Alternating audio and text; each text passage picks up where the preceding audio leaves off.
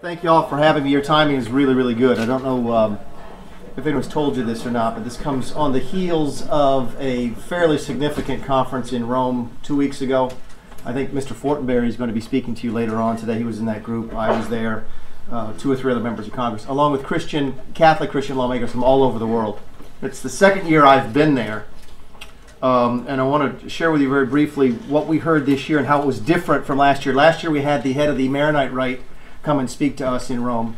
And I had dinner with him one night, and I said, look, what can we do to help? He said, whatever you do, don't make it easier for us to get in the United States.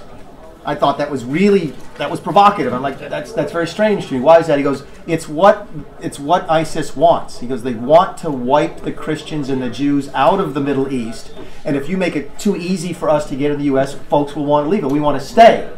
This is our land. We were there 500 years before. You know, the Christians have been there 500 years longer than the Muslims have, and the Jews have been there 2,500 years long. He said, don't make it easy for us to leave. And that was the message I took away last year at that conference. This year, one of our speakers was the head of the Syriac Rite, Syriac Orthodox Church. And he quite literally got down on his knees and said, I know what you heard last year. The message this year is different. Please help us get out, or else they're going to kill every single one of us. The stories were heard. I won't bore them with you because you've heard them before, but the one that stands out in my mind is the story of ISIS going door to door to collect the tax. I can't remember the name of the taxes under the Quranic law. And you're supposed to be able to pay, and you can practice your faith, and you can participate, and you can live there safely, right? And if you don't, you have a choice. You can convert. If you don't convert, you have to pay the tax. So they'll come in, the stories we're told, come in and knock on the door and say, hi, we're here to talk to you about converting. And they'll go to the head of the family and say, will you convert?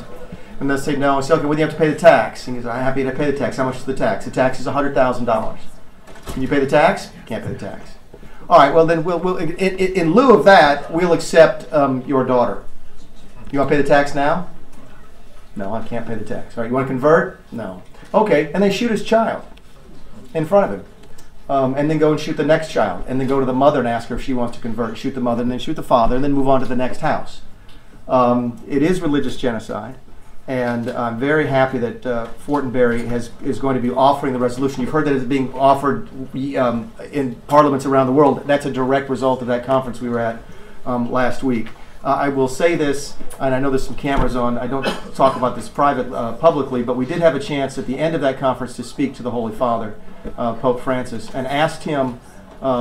We asked him to do something for us, and he asked us to do something for him. We asked him to speak to Mr. Boehner privately. He's coming here next week. And John is Mr. Boehner is Roman Catholic, and ask him to implore him on a private basis to help us to figure out a way to allow the Christians to come in. Right now, the Chaldean Christians in this country have 50,000 names of family members and friends who have been displaced. Specific names of specific people. They're willing to accept them into their homes as sponsors, but we cannot get them in the country because right now the law doesn't allow us to prioritize people based upon their faiths.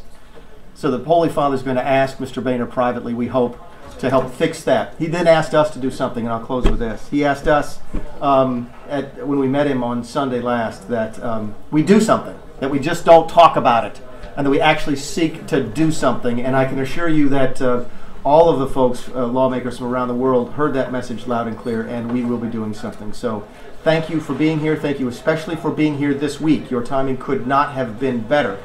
And I'm cautiously optimistic and hopeful that it will actually make a difference and we will be able to do something. Thanks very much.